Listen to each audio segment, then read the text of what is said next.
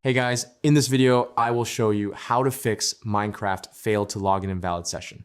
All right, so let's begin with the video. So in order to fix this issue in Minecraft, you have to follow these steps. First, go to the search bar on your computer and type CMD. Once you see command prompt, right-click on it and select Run as Administrator. After opening command prompt, you need to type the following command: ipconfig/flush DNS. Make sure it looks exactly like that, then press enter. This command clears your DNS cache and can help fix connection issues related to Minecraft login sessions. Next, type another command, netsh winsock reset. Then press enter again. This command resets the Windows network socket configuration, which can help resolve login or network problems with the Minecraft launcher. Once you run these commands, you will usually need to restart your computer to complete the reset process. Before restarting, there is another thing you can check.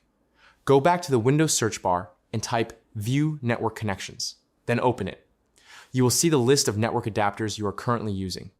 Find the connection you are connected to, such as Ethernet or Wi-Fi, and double-click on it. Then select Properties.